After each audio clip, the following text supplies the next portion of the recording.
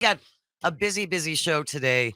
Coming up at 10:33, John Diedrich is a reporter with the Milwaukee Journal Sentinel who just did a really big feature piece on the rising number of gun deaths in Wisconsin. Right. Yeah, and, they're on and on the rise, Mhm. and the connection to suicide. And there's some really disturbing numbers, and it's not just happening in urban areas. This is all over the state. So John is going to join us coming up at 10:33 to talk about what he discovered in researching for this article. Coming up at 11:06, it's going to be every Thursday. Dr. Kristen Lyerly joins us for public service announcement. Okay. And one of the things we're going to talk about is people who have ringing in their ears, and that is not an uncommon problem. Hello. That's me. You have it. I do. Yeah. It's terrible. It's like my own private concert all the time. That's got to be all the maddening. Time. You kind of learn to live with it. But you know what? My dad had it. Oh. So I'm going to ask her if this can be like a familial, like a hereditary. Hereditary. There you go. Sure. Because my brother has it. My dad has it. Wow. Had it. And I just attributed it to the fact that I've been wearing headphones for so long. Right. I don't think that that's helped the situation at all. But yeah, no, I can't wait to talk to her about this. Yeah. So that's coming up at the 11 o'clock hour. And then sports reporter Paul Noonan will be joining us. All kinds of things going on in sports. As a matter of fact, I was at the bank yesterday talking to the teller, Andy. Very nice man. And he brought up this trade that they just did. Yeah. Rasul, right? Yeah. There's a lot of chatter about fans are not happy about this. Players are unhappy about it. I seriously, I don't know what to make of this team right now. They just can't seem to do anything right. And that's what I want to ask him about. Jordan Love, completions are one thing, but these receivers cannot catch a ball. And when he finally fires it off, now from what I understand, he kind of sits in the pocket a little bit more than he should before he releases the darn thing. But he's basically handing them. When he fires it off, it's getting to where it needs to go, but they just can't hang on to it. Hands problems. That's one way to put it, right? That's one. But I mean, it's maddening. And I'm a huge Packer. Aren't you a big Packer fan? I'm tall. I'm not a football fan. Sorry. Oh God, he's a big baseball fan. Big baseball fan. Big baseball fan. Yeah, no, I'm a huge football fan. Well, we're going to kick that around with Paul Noonan. That is coming your way at 11:33. But to start with, Carole, this is something that you found that is out of Glendale. It's a very fascinating story, and it's fascinating and yet disturbing, right? Because it has to do with students at Nicolet High School. And a 17-year-old student has been arrested and faces child pornography charges. Now, I know when you think, you always think of some basement, some guy sitting in his basement and bringing up the images. Right. But apparently what happened is it says the school resource officer a couple weeks ago said that a video showing two other students at Nicolet engaging in sexual acts, and this kid shared them online. Yes. Social media. It was, who knows what his intention was? Maybe just, hey, oh my God, look at this, kind of a thing. But the problem is that it's in the distribution situation. Right. So it's what every parent who has children now should use this as a teachable moment and just say, no, listen, if you get something like this, the last thing in the world you want to do is share it, because now you're in the fray.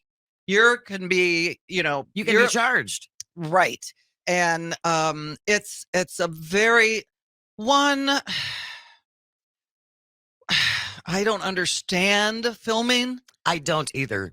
I really don't. I mean, don't look at me. I don't either. It's like, there was a time when if you did something like that, it ruined you for the rest of your life. Nowadays, it does. I mean, like that made Kim Kardashian's career. Paris Hilton. Well, and people, and also people just send it off with no, like, I don't know, like, did you send it off and someone has a picture of you and they can do whatever they want with that image. Whatever they want. Yeah. Well, it never comes back. No, you never get it back. Well, it's out there forever. I mean, look at the number of, women who have sent their then boyfriend topless photos or whatever, and then they break up, and this does not tend to work out well. Well, think about Anthony Weiner. He was married, a sitting congressman, and sending pictures out like that, as if you think the internet wouldn't find out one day. Exactly. And that's the bigger discussion too with your kids. Right. The internet is forever. Yeah. It's forever. Right. So it's a huge thing. Glendale police are investigating the alleged child pornography being circulated among students at Nicolet High School. The thing is that it was posted on Instagram, apparently. One, you need to sit down with your kids and go, okay, this is a really bad idea. And if something comes through on your feed, you come to me, mom, dad, school administrator, whatever, and this needs to be addressed. You hate to see a 17-year-old who did something stupid be convicted of a felony. And then he would be registered as a sex offender for like 15 years over this. Yeah. Right. And you also you got to take into consideration the participants, if you will. Now, am I shocked that high school kids are having sex? No. But that's another bigger discussion. You got to sit down with your kids and start talking to them about sex. I did the sex talk with my son and my daughter. Was it a fun experience? No. I think you would be the perfect person to sit down with kids and explain sex. All right, kids. This is the way it is. Don't just shut up and listen. I thought my son was going to turn inside out because he was so embarrassed. He was just mortified that I was using some of the term, because I, like Greg said, I'm pretty forward and I'm calling it what it is. I'm not, using any euphemisms or things. Why are we so embarrassed by identifying body parts by their actual names? It's ridiculous. Because we were brought up in a country that is just ingrained with shame, puritanical ideas. Sex is bad. Sex is gross. It's only for marriage. It's only for children. Those things over hundreds of years, even though we're a cool, progressive society, no, we still, when it comes to sex, we shrink within and we can't talk about it because we were taught not to talk about it. Yeah. Well, we had the, and you're right, Greg. I didn't get the talk from my parents. I got it from Sister Mary James in 4th grade with a bunch of other kids in Catholic school. Well, Alex had the class that he had to take in 4th grade. We had to write it off. It was a permission slip. Right. And I will never forget, he got off the bus and he had this folder. And he walked in the house and he threw the folder on the counter. And he just looked at me and he goes, I don't want to talk about it. And I said, well, that's too bad because we're going to.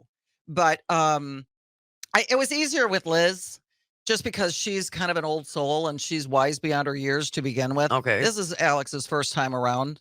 But this is where you have to sit down and you also have to not only think about what you're doing in sharing this information, but what are you doing to these people who are participating who got videotaped? Right. You have to take it's life altering. It can be life altering for them. The embarrassments, right? Well, when you take such a personal,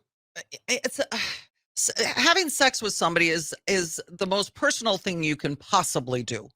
And if you're asking me, that's just me. I think it's the most personal thing you can possibly do. And it's supposed to be done out of, it doesn't necessarily have to be love. Do we all have lust? Of course we do. Yeah. Sometimes you just want to get it on. There you go. But use this as a way to teach what to do and what not to do. Well, and I've always said, going back to the sending, naked pictures to your boyfriends or girlfriends or whatever, if you want to do that, take an actual photo and then get a safe deposit box and you can visit it on your birthday. Yeah. Because sending it digitally. I don't know. That just sounds weirder than sending it by phone, Jane. I don't care. I don't care. But you're right in the fact that that's the only way to protect that image. You and I are the same age, basically. Greg's a newbie and he's a little younger. But back in the day, remember, you used to be able to go to the mall and get a boudoir shot. Oh, yes.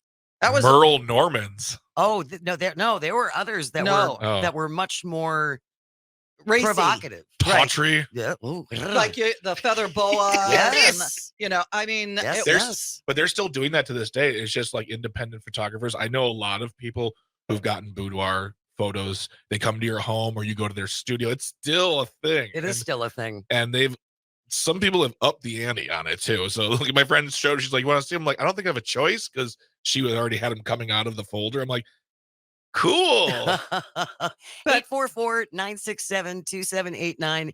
844-967-2789 if you want to join the conversation. We will be right back. Coming up next, we're going to keep this conversation going. Let's talk boudoir photos. Ooh. This is As Goes Wisconsin. You're listening to the Civic Media Radio Network. Good morning. Welcome to As Goes Wisconsin. Jane Mann there, in for Kristen Bry. Calvin on the board, Carole Caine and Greg Bach with me in the studio, and you as well at 844-967-2789, 844-967-2789, talking about this story out of Glendale, Nicolet High School. Glendale police investigating alleged child pornography being circulated among students at the high school.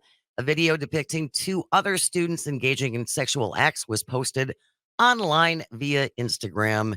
And now there's a 17-year-old who's in trouble.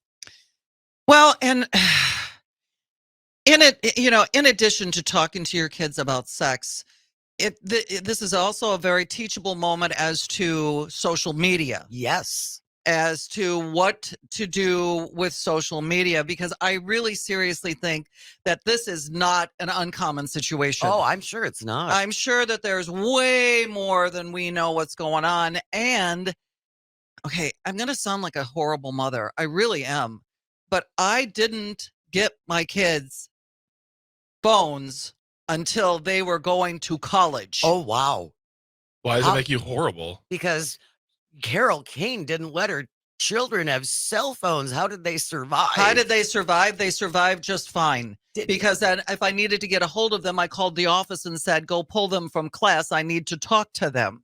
But I just feel like sometimes you need to see, I'm kind of tough. I really was. I totally agree with you. You get a phone for your kids when you want to, not when society tells you to. Right. And I just think that sometimes, here's an idea. I did this all the time. I checked their history on their computers. Yeah, I was going to ask you. I checked their history on their computers, and when they finally did get phones when they were leaving, I had a big discussion with them as to what this, I know you're going off to college. You're not an idiot, but I just think that the social media is so intoxicating for so many people and so many kids that they can't stop. See, I think if I were a parent, I would demand to have all their passwords for Instagram and TikTok and all of that stuff. Because again, you like to assume your child is not a moron, but if all the other kids are doing it, all the other girls are doing it, all the other boys are doing it, this is the cool thing. You need to address this stuff. Right. Exactly. I mean, it's too important not to. And I just think that I could be wrong, but I think that the whole idea of having sex and doing something like this and filming it is just more cavalier than it was when we were growing up. Oh, absolutely. Yes. It's just, I don't think it's a big deal. Because it's far more common to see it on the internet, and without getting into a wider discussion about the availability of erotic materials, and we also we brought up Kim Kardashian and Paris Hilton made their careers out of it, but they also came back from it. If I remember when Vanessa Williams, she was in Penthouse. She was in Penthouse. She was Miss America. Yep, and then those photos came out, and it destroyed her for decades. Yeah, and that's the thing is back then it would destroy you, and you might come back. Maybe, but she did. Rob Lowe is an example of how he kind of came back, but he paid for it for a long time. That was also underage too. So that was a little bit like that was just not just the tape, but it was also the entire circumstance. The fact that he came back is mind blowing. Yeah. Oh yeah. Yeah. Well, and if this kid gets convicted, and I really don't think that it was, I don't think it was out of spite or anything that I just think he just thought it was funny and was trying to share it, or wanted to, hey, dude, look at this. But he will be convicted. If he is convicted in juvenile court, he will be a convicted sex offender and could face 15 years. Yeah. These are serious charges. And that's why it's so important that you talk to your kids about this stuff. You don't want your 16-year-old who's doing it for a chuckle ending up in this kind of trouble. You can't be an ostrich in this situation. No, you really just can't. Yeah. I don't care how difficult the subject matter is. It needs to be addressed, period. We have a great text from the 608. My mom taught my brothers and I the whole sex issue with a puppet show. It was off the wall hilarious. Follow up to the 608 text. Where did the puppets go? Think about it.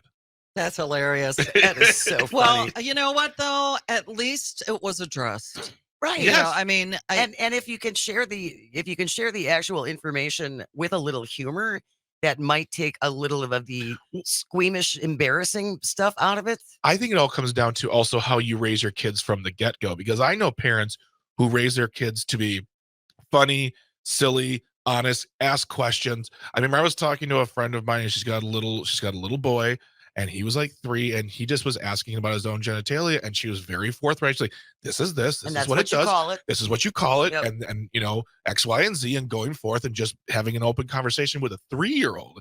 When you raise a child like that to be open and honest and unashamed of asking questions, then that sex talk is going to happen sooner, and it's going to be way easier. Because it's just a conversation. There might be a little like, oh, mommy, right? But it's not going to be a thing where you're like, all right, I gotta do this. Yeah. It's part of your normal open dialogue with the kid, which is possible to have. I know some people are like, you shouldn't be that close to your kids. It's not being close to your kids. It's being sharing information. Honest, right? Well, because some parents are like, you shouldn't be friends. Like they can't see the difference between being a friend and a parent. Yeah. And I don't know. I'm not a parent, so I have no real opinion on it. I think you can be friends with your kids, but later. Not at least until they're out of the house. But you can get along with them where, like, when you're younger and you can hang out and you know, have a good time.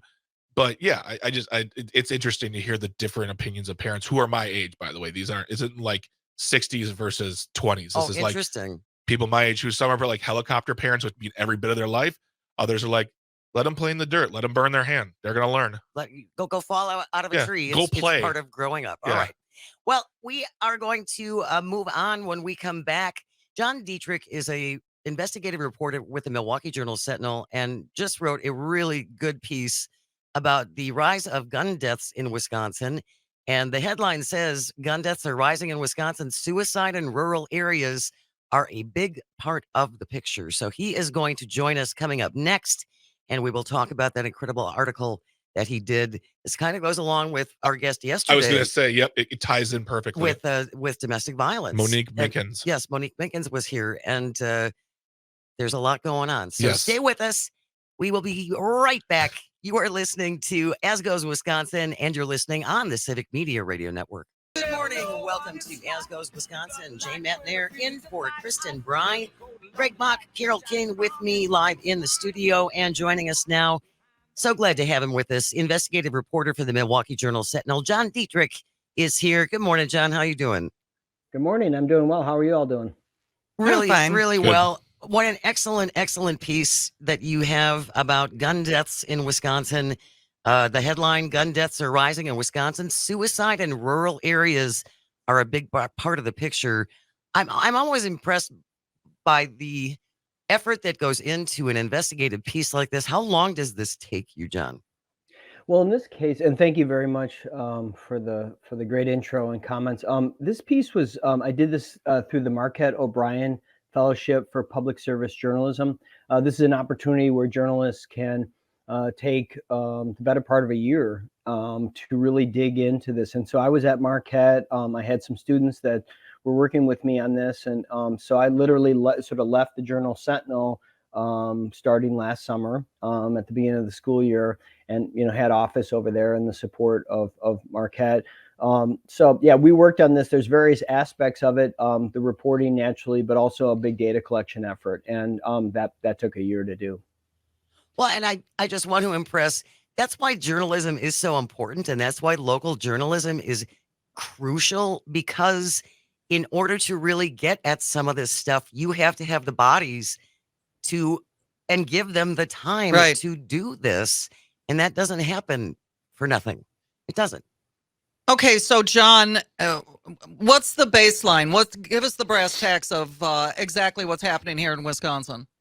Yeah, so I think the story sort of starts off with the question of, like, what do you think of when you think of gun deaths? And I've been a reporter at the Journal Sentinel for 20 years, and so I've written a lot of these stories. But what people's ideas usually goes to issues about homicide, and particularly city Milwaukee homicides, which is important and are happening. I'm not trying to diminish those. This project seeks to elevate and reveal new categories and not suppress others. But homicide is one. Accidental shootings or negligent shootings or police shootings are another category.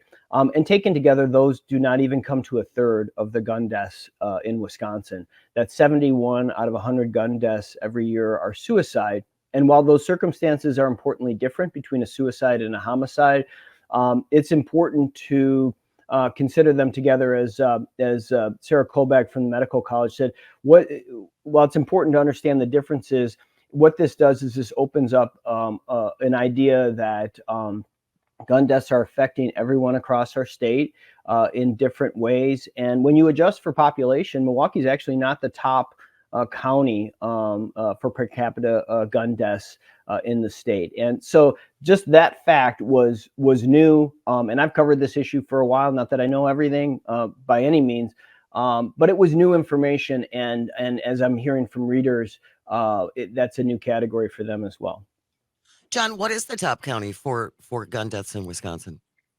It's Iron County and Russ County. There's a series of small counties that are in the northern part of the state that the Native American population is large. The suicide rate is super high there, and I think it's really important when coming in, and I should have said this at the top. But in all the discussions I'm doing about this, I think it's really important that we know that if you're hearing this now and this is a category for you and you're concerned or you're feeling suicidal, dial 988.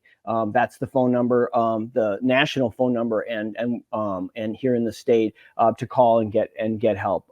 It's really, really important to emphasize that as well. But yeah, it's those smaller counties that people might not think of in terms of gun deaths. And I've looked at the data from places like Iron County and Russ County and others. I mean, it's all suicide. And so what we were asking for was gun deaths from every county in the state. We got them from 71 of the 72 counties. And what we wanted to do was help people, kind of give a snapshot while also protecting people's privacy and not exploiting really terrible situations, but helping people kind of understand and pulling back a little bit the curtain on something that we don't traditionally write about, suicide, very often. And so that creates maybe an impression among some that it's not as frequent, and it is super frequent.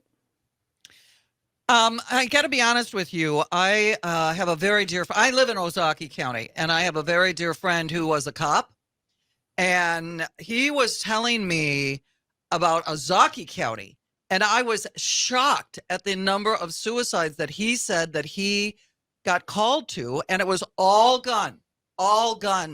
And I was just, in little, here I am, little Ozaukee County queen, and it was just unbelievable to me, the stories he was telling.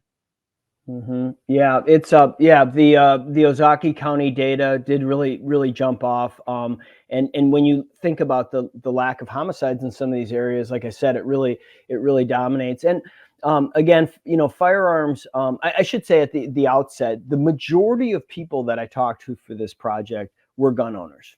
So that's that. I think then we can talk a little bit more about kind of what I learned in those discussions. But what our efforts were and what we're calling the project is behind the gun, and that works on two levels. One is to see the data behind the gun, and more importantly, in my opinion, is to see the humanity behind the gun, to see the people who are victimized or have died, have suffered in this way, whether they be the person who actually was struck by a bullet or family members, and also gun owners themselves, who I learned were just a varied lot, and we can talk about that. But yes, it is it was surprising to me when I saw the data.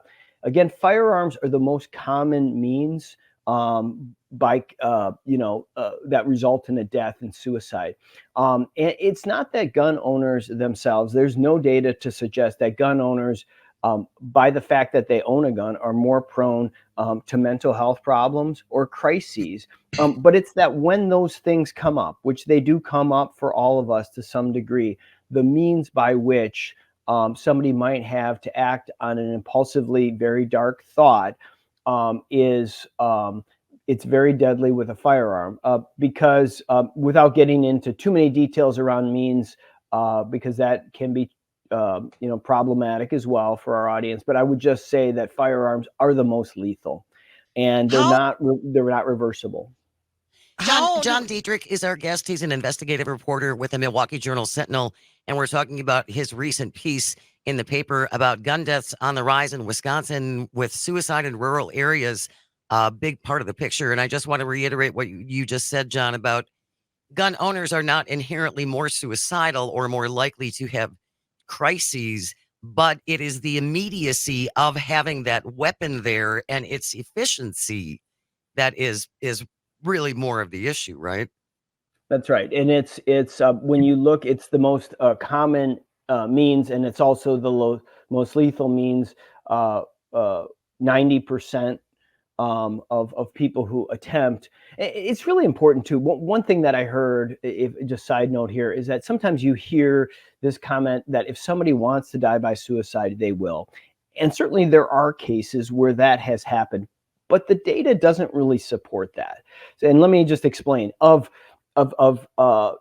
somebody attempts and does not die by suicide, of those 10 people, 1 will go on to die by suicide in a subsequent attempt. 1, so 10%.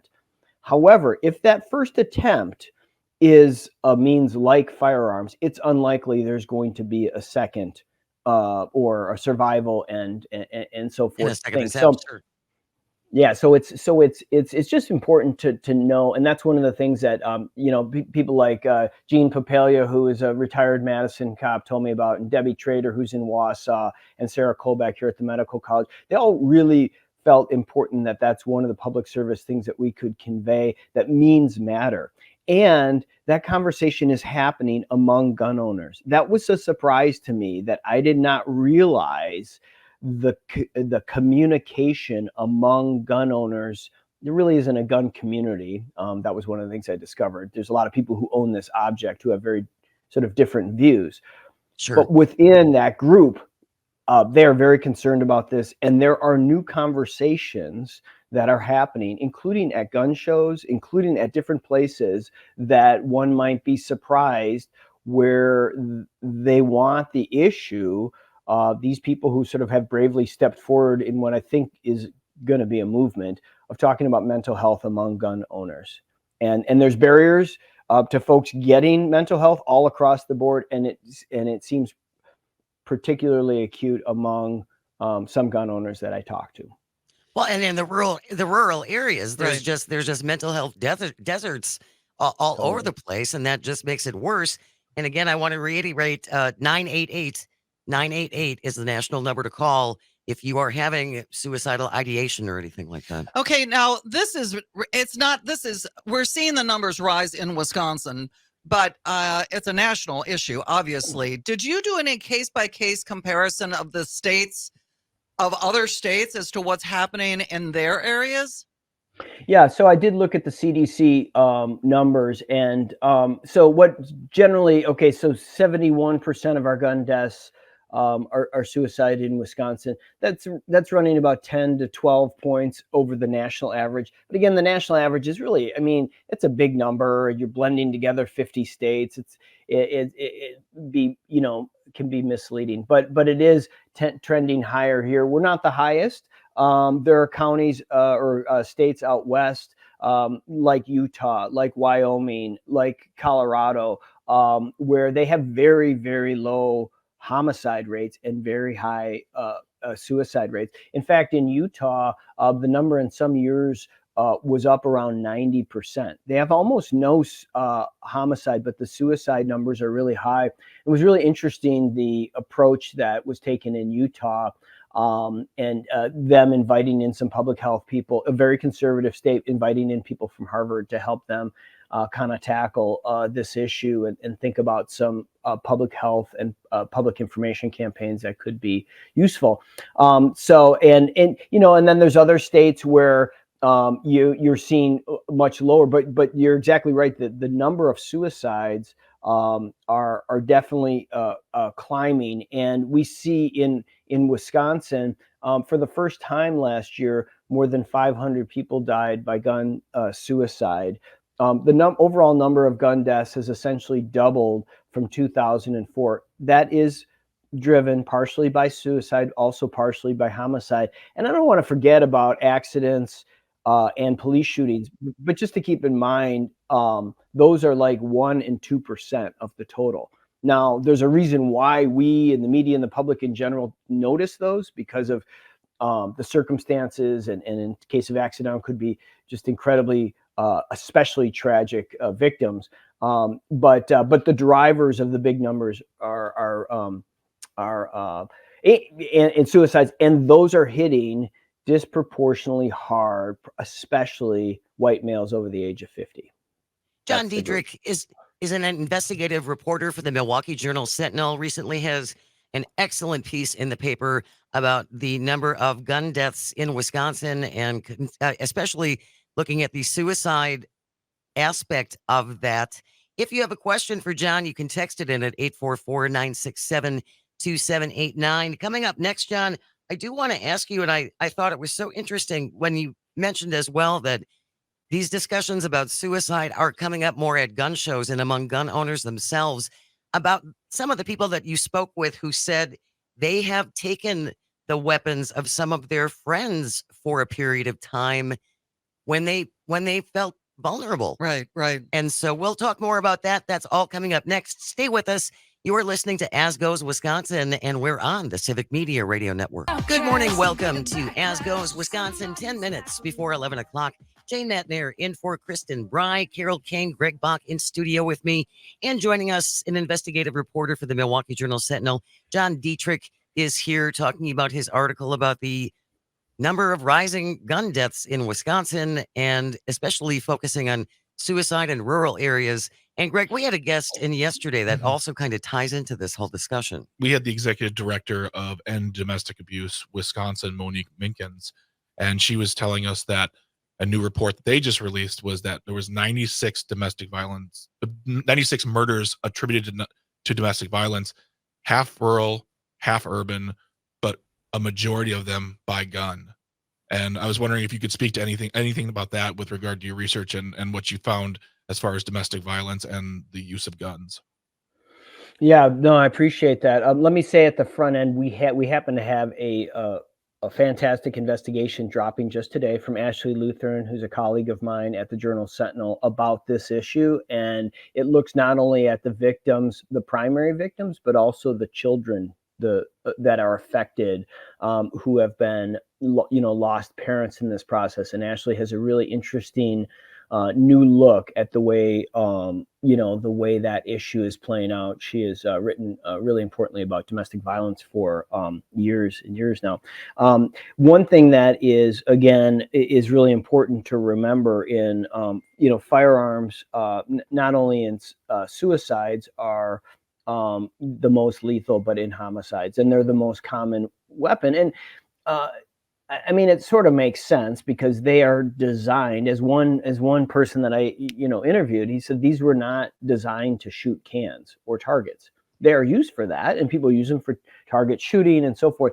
But they were designed to kill people and animals and people, depending on which order you happen to be and so forth. But that's what this instrument is. So they are very effective at doing what they do. So when impulsive situations come up that may be conflict, like a domestic violence situation, a firearm really elevates things. And that's why when somebody's talking about an intervention around suicide or around a possible homicidal situation, one of the first questions is always about, are there firearms in the home? Right. And does the person have access to them? Access is a really key thing, because if there is some distance that can come between the strong feeling, whether that be a homicidal feeling or a suicidal feeling, space and time is your friend in that case. And when you can create space and time, some of those thoughts can go down, and the impulsive thoughts can go down. It's that when the firearm is really accessible, easy to get to, and something is happening, that's when things that are horrifically tragic are happening frequently. If you or someone you know are having suicidal thoughts, you are in crisis, even if you just have questions about, am I in crisis? 988 is the national number to call. Reach out for help. Talk to people. John, you said that over the course of your investigation, you found that among gun owners now there's more discussion about this, and even some who have taken their friends' guns when they felt they shouldn't, when the gun owner felt they should not be around their own weapons, right? That's true. And there is a sort of phenomenon, if you will. I don't know if that's the right term, but it's something that happens among gun owners. It's fairly typical. And I was talking to a researcher from Harvard, Kathy Barber, and she had never heard about this until she did some work. And it was sort of interesting. I mean, she's like a non-gun owner, so she wouldn't necessarily know this. But among gun owners, it's fairly typical that gun owners will hold guns for friends and family in times of distress. Some estimates now are that 30% of gun owners report doing this. And we have some more coverage coming in this project, and we're looking at some of those questions. But like everybody I talk to, like every gun owner that I talk to, knew about this. Like this happens regularly. And this is not government involvement. This is not a red flag thing. I mean, that's a different thing. And it's an important question. But this is grassroots, like somebody saying, hey, I need separation from this gun right now. And actually our first story in this project was in August. We published something on what's called the Gun Shop Project. And what that allows is a place where if somebody doesn't have a friend or family member that they could bring a gun to for temporary safekeeping during times of distress, that gun stores are opening up. There's 40 gun stores in Wisconsin. And again, this is a voluntary effort. This is not government involved and so forth. This is gun stores stepping up and saying, hey, we want to be that location. That's really important too. In a state, we don't have a universal background check, but in states that have universal background checks, you would have to, if I were to transfer to somebody else, or a gun owner would transfer to somebody else, they would have to do a background check. And so that's one of the hurdles that is being said. Like now, let me just be clear. This also, though, depends upon the person who's in the crisis to be of a mind enough to be able to do this. But that actually happens. And as Emmy Betts from Denver said, she's a researcher in this area. She said, we always have to start with the voluntary in mental health. It does not respect the patient's sovereignty and their decision-making to go to involuntary means. And our systems are set up to be rare, that we rarely take away people's freedoms, like a temporary detention or something like that we're always trying to invite them into care. And that's what we're seeing right now in the among gun owners that I talk to, is that, hey, let's come out and be more proactive. And I even saw that there was a gun show in Milwaukee in September, and there was a group that has formed to try to bridge this gap between gun owners and the mental health community, to say, hey, let's not be the tough guys or women. Let's start talking about mental health, and let's just talk about, what's happening with the suicide issue with this thing that we love. They love firearms, and they want to make sure that they are respecting them and being smart when times get difficult. Thank you so much for joining us, John. It's a wonderful, wonderful article, and I highly encourage everyone to read it. We will put it in our show notes after the end of the show. And anytime you have anything else that you're working on and you want to join us, please just let me know. We would be delighted to have you back. Again, that number 988, if you are having thoughts, if you are having a crisis, take advantage of it. And stay with us. You are listening to As Goes Wisconsin on the Civic Media Radio Network.